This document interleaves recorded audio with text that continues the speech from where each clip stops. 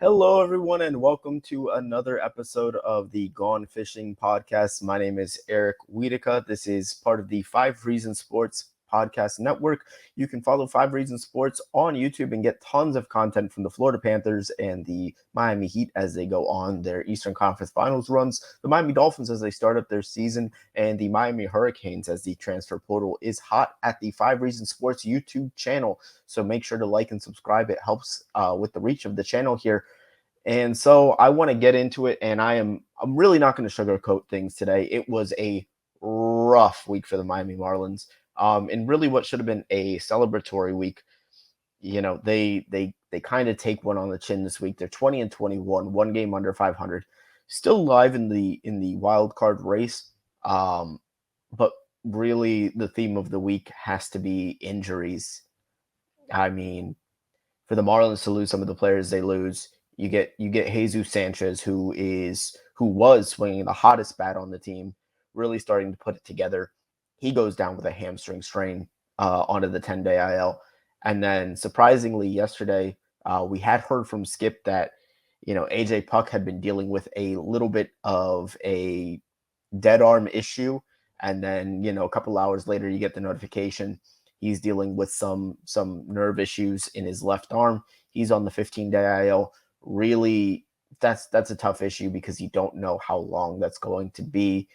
But we're gonna touch on that and a lot more. Firstly, I do want to get to the players of the week at the major league level. You have Brian De La Cruz, really strong week, 421 average, 476 on base, 737 slugging, a 1213 OPS. De La Cruz almost single-handedly the reason why they won yesterday on Mother's Day. With those three hits, those two doubles. He's been really good of late, kind of a stabilizing force in the middle of the order. And the pitcher of the week, are there better candidates? Probably. But I'm going to give it to, with all due respect to Braxton Garrett and the performance that he turned in yesterday, I'm going to give it to Yuri Perez, getting his first start. 4 2/3 innings, seven punch outs.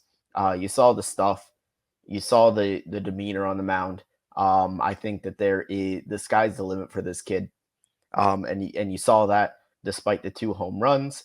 At the minor league level, Victor Mesa Jr. earns the nod as the hitter of the week in the Marlins minor leagues. He hit 318, got on base at a 407 clip, a 682 slugging percentage, 11 runs batted in the 6 games. He's been a big-time run producer at the minor league level. We will touch on him in a little while as well. And Patrick Monteverdi, again, at the AA level, he went 1-0, 5 1/3 innings, 5 strikeouts, 1 earned run, 2 hits, kind of slim pickings at the pitching spot. So Monteverdi, always a good option there. But I do want to get right into it right away. The Marlins were bit by the injury bug big time against the Reds. So I touched on De La Cruz, or on Jesus Sanchez with his hamstring injury. You touch on AJ Puck. And then you have Jazz Chisholm, who's dealing with a turf toe issue, and it's still to be determined as to whether or not he's due for a trip to the IL. The Marlins did get Garrett Cooper back, so that helps just a little bit in the lineup. Cooper, another stabilizing force. He's going to be solid. Give them a 275, 280 clip. And hopefully you hope the power comes with Cooper as well. Coming off the ear infection, maybe he was a little bit out of sorts. Had a pretty good game yesterday, and you hope that he continues that to kind of keep the offense buoyed here. But now it's really difficult because you're looking at 2 outfield spots that, if they weren't hemmed up, they were on their way towards being hemmed up. Jazz was your everyday center fielder. Jesus Sanchez was on his way to, I think, becoming the everyday right fielder. And so now we'll see what the Marlins kind of want to scramble and do here. Peyton Burdick is up at the big league level, so he will be decent here over the next few days. Not sure what the status on Avi Garcia is at this moment. I do think that they will eventually get him back up at the big league level. And then there are some other options down in the minors, whether it's Xavier Edwards, he spent some time at center field, Jake Mangum, who's been really good at AAA this year. He is going to be an option. These are all options, of course, if Jazz has to go on the IL. But it's one of those things where, okay, now the organizational depth is being tested. Now it's okay. Well, we got to get creative here. Garrett Cooper being back does help with a little bit of that, because you do have guys that are even in the starting lineup that are struggling, like a Jean Segura or a Gene Segura. So, that allows maybe every once in a while when you want to get him a day off, if he doesn't start to turn it around soon here, maybe you get Gurriel at third base. And that, just extends the lineup a little bit, makes it a little bit deeper. Over the course of the last few weeks here, it felt like they've really been a rise or bust. Jorge Soler, the scary part was he had one of his hot streaks, got himself up to about 240, and if Jorge Soler is hitting 240 and he's giving you the power numbers that he's currently giving the Marlins, that's really all you want out of him at this moment. But they still weren't, even with that, they're still 4-8 over their last 12 games with him playing as well as he has.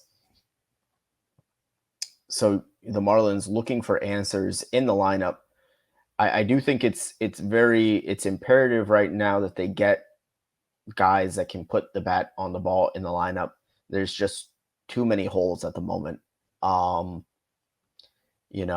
think the catcher position as a whole is one that the Marlins need to address. You're looking at Jacob Stallings and Nick Fortes, and I'm struggling to figure out what it is that these guys are giving you at the catcher spot, and it's one of the most important positions in baseball. You're looking at probably in the field the most important position at catcher. It would be catcher, shortstop, center fielder. Teams want to be built up the middle, and then I'm looking at where the Marlins are at that spot right now. Jazz is hurt, shortstop's a question mark. The Marlins at this point, to this point in the season, have unquestionably the worst catching position in baseball right now. And so you wonder, where is the relief going to come? Unfortunately, at the moment, you have probably the best option organizationally at some point to come on up would be Paul McIntosh. Right now, he's on the 7-day IL at Pensacola. So who knows if or when the Marlins would make that call on him.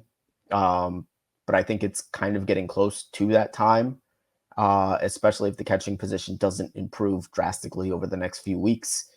Will they look outside the organization? That's always an option. They're only a game out of that final wild card spot, so you have to assume that they're going to carry themselves like an organization that is only a game out of that wild card spot.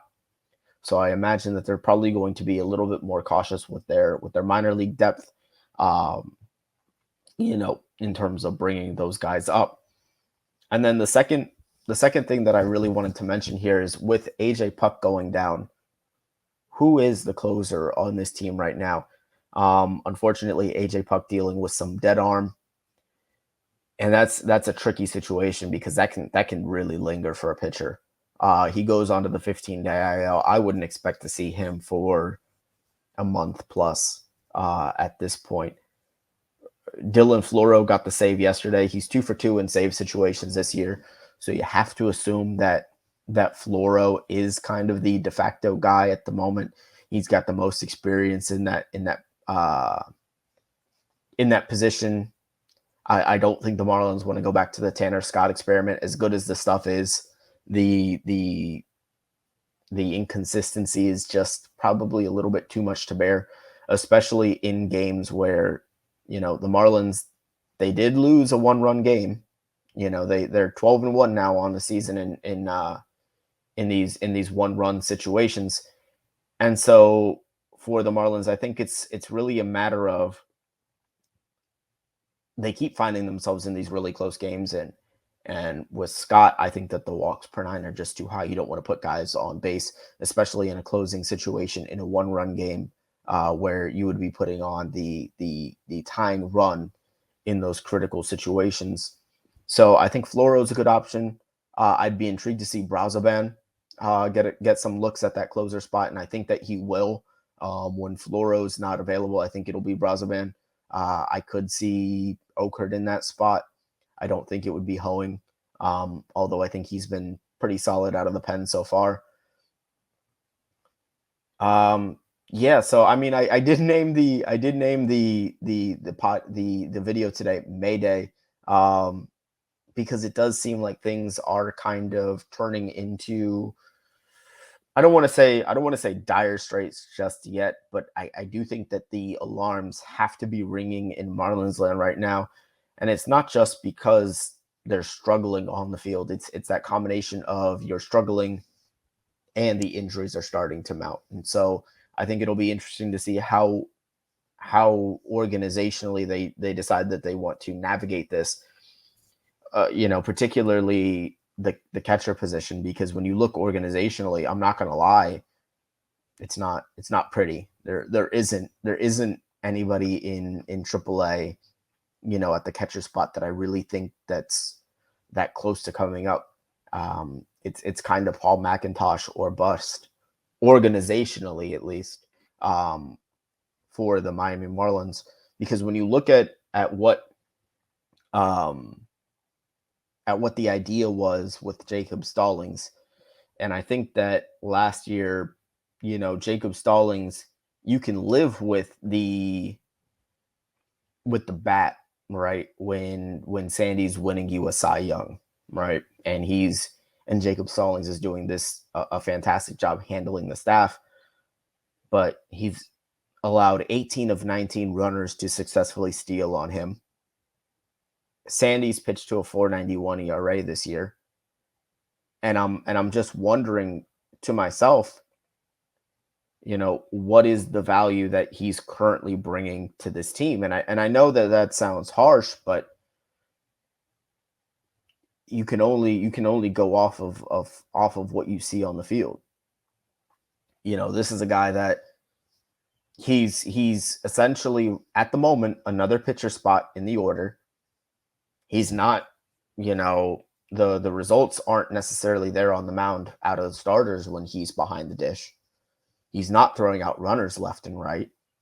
And so I find myself wondering just what does he bring this team right now? I'm sure he's a great guy, great veteran, presence in the clubhouse. But you've got to get more than that out of your catcher spot. And it's not like the Marlins have the worst catcher spot in baseball by this much. It's by this much right now. The Marlins are in dire straits at their catcher position. So I do think it'll be interesting to see where they go there. As for the outfield and center field, I think between De La Cruz, and Burdick and Soler, that'll kind of be your outfield as of right now. If Jazz goes on the shelf, I wouldn't be surprised to see Jake Mangum get his first look of the 2023 season. He's been fantastic just about all year in AAA. He's hit throughout his career in the minors. And if he ends up being even a solid fourth outfielder, you look at the deal that was made in the offseason to get him, sending Eliezer Hernandez to the Mets. I think that in itself would be a huge boom to the Miami Marlins, even if he's just a fourth outfielder. But I do think that he has the potential to be a little bit more. And he profiles, again, kind of similar to an Xavier Edwards as a top of the lineup guy who's going to get on base, who's going to, steal a few bags, and he plays a really solid center field. So I would be excited to kind of see him get a shot at the big league level. But I do also understand organizationally, you don't want to expend all of your minor league depth this early in the season, halfway through May. And that's not necessarily what I'm calling for. I'm not saying that they need to call up everybody at the AAA level. But I do think that it is worth exploring if they're not going to go outside of the organization for these answers. You have John Birdie, who can play center field in a pinch. You have Garrett Hampson, who has played right field in a pinch.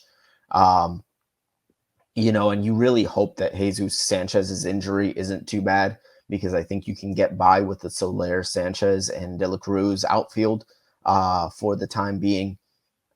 Jazz, with it being turf toe, if it's a really minor case, I can see him avoiding the IL. But aside from that, I don't know. I can't really see how that would happen for him. For the catcher spot, things do look a little bit more bleak. You're really just waiting on Paul McIntosh to come up off the IL. And then even then, the guy comes up off the IL. You don't want to just bring him to the bigs right after that. You want him to kind of get back into the swing of things, get into a rhythm. Hopefully he gets hot after coming back at AA. And then you eventually kind of ease him in. Maybe send down Fortes. Maybe it's Stallings that gets the hook. Unfortunately for Jacob Stallings, it's just you get the sense that he's starting to kind of run out of time in this organization. And then for the bullpen, that's actually, I guess, what I would be the least worried about, just because of what you've seen from the organization. You have AJ Puck, who went down, but you still have Dylan Flora, you still have Huascar Brazaban, you still have Andrew Nardi, you still have Steven Okert, you still have Tanner Scott, who's been good this year. You still have Matt Barnes, who's been good this year. JT Chagua has started his rehab assignment in AAA. And so I think you're looking at, from that perspective, once Chagua comes back, you're looking at, probably Brazavan, Chagua being your setup guys, maybe Okert there for lefty situations, and Floro being your closer. I think you can live with that, in this spot. And then the rotation right now is a little bit of a question. Sandy, I don't know what it is. I don't know if I agreed with Skip to make the decision to leave Sandy out as long as he did. I think that's kind of 2 games in a row where that maybe burned him just a little bit. Jesus Luzardo has been solid. Maybe not the spectacular season that I think a lot of us were expecting when he was selected as kind of a breakout candidate on this team. But he's been probably their most consistent pitcher. Braxton Garrett, every 4 or 5 starts, he's going to spin a gem, kind of like he did yesterday against the Reds. Yuri Perez, I like that they called him up in this stretch of games, because I think getting the Reds and then getting the Nationals and kind of calling him up during the softer stretch, you allow him to kind of get acclimated to the big leagues against maybe some of the lesser offenses, as he kind of finds himself at this level. And then you're looking at Edward Cabrera, who, man, if they can just get the control issues sorted for him, he'd be so good. But it just feels like that's increasingly difficult for him. Trevor Rogers has started throwing again. He's thrown some bullpens. You don't know how far away he is. So I think during this stretch of games here, and you're looking at this stretch of games, kind of through the end of May, and you're like, this is where the Marlins need to make their hay and kind of, bank some wins here against the softer portion of the schedule. Well, those other teams are kind of looking at the Marlins the same way until the Marlins prove otherwise. The Reds looked at the Marlins as the soft part of their schedule, and I think that the Marlins, until proven otherwise, are the soft part of other team schedules. And so it's one of those things where over the course of the next 20 or so games, 15 games now, it's going to be crucial for the pitching staff in particular, with Jazz down, with Sanchez down. You can't expect Cooper to save the offense. just coming back off of injury. He had a good game yesterday, but you expect him to take a few days to kind of get back into the swing of things. The catching position right now is a sieve in the lineup. So you're looking at this pitching staff, and that's got to be what carries you through. It's got to be Sandy, it's got to be Jesus, it's got to be Yuri, it's got to be Eddie Cabrera, and so that's where I expect the Marlins to kind of look for things to get better over the course of the next few days. And then so looking forward to the pitching matchups that we see against the Nationals upcoming in their next series. So the Marlins are looking at, they've got Jesus Luzardo going. They've got, let's see here. It's going to be Jesus, Eddie, and Yuri against the Nationals. And that's where the Marlins have to make their hay. You get Luzardo, Cabrera, and Perez against the Nationals. I'm not saying you have to sweep. Sweeps are kind of random in baseball anyways. But losing this series to the Nationals coming off the backs of these injuries and the way the team's been playing lately, as I mentioned, 4 of 8 in their last 12, and then you're really going Mayday, we're going down, the season's crashing and burning. So I think it'll be interesting to see how the Marlins play over the course of this next week, if they're able to kind of right the ship and course correct here. And I think Skip has he's got quite a task in front of him. He's going to have to get really creative over the next few days, with his bullpen, with his lineups, with no Jazz, who he has in the leadoff spot, whether it's John Birdie, Garrett Hampson, what gets done about the bottom of the order right now between Wendell and Segura and Stallings. I think you give Wendell some time to get acclimated back in the lineup, but I don't think his leash can be too long because he wasn't very good at the start of the season. And you've got plenty of guys that can play that shortstop position. Whether it's Birdie or Garrett Hampson or even calling back up Xavier Edwards. And then I think Peyton Burdick this is kind of a make or break week for him. He went 0-4 yesterday, 3 strikeouts. I'd like to see him get some consistent ABs, see if he can get going. He looked really good in the Arizona series. He hit the home run against the Reds a couple of days ago.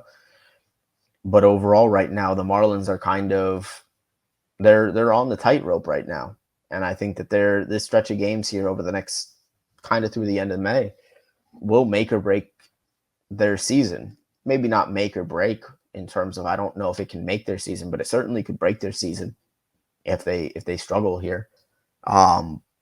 Right now, I think the goal has to be tread water until you get healthy, until Rogers can come back into the rotation, until Jazz and Sanchez can get back into the mix, until potentially AJ Puck is back closing you games. So it's going to be a very interesting week for the Miami Marlins. There's a lot of storylines that are going to play out right in front of our eyes, and we will be here to catch it all for you. No Prize Picks play today as the Marlins are off today. They start their series against the Nationals tomorrow at 6:40 p.m. That's going to be Lone Depot Park. Jesus Luzardo will be on the bump. I do want to give a special shout out to Joe Sean and John Anderson. They did a great job covering the games over the weekend against the Reds for 5 reasons. Be sure to give them a follow. That's going to be J Sports Miami and at John Anderson 5R for the Miami Marlins coverage on 5 Reasons Sports. My name is Eric Wiedeke. You can follow me at Eric Wiedeke. Have it up on the screen. Don't forget to like and subscribe. We will see you guys next week again. Hopefully, I'm talking about a more successful week with a more positive topic. Again, I really wish I could have been more positive this week with the Yuri Perez call-up. That was a fantastic moment.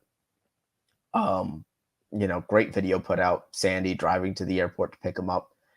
But you do want to see more out of the Marlins coming, over this week, especially against the Nationals and their opponents upcoming. So that'll be it for this week. We will see you again next week. Same time, same place. So I'll see you then. Thanks for watching. Bye bye.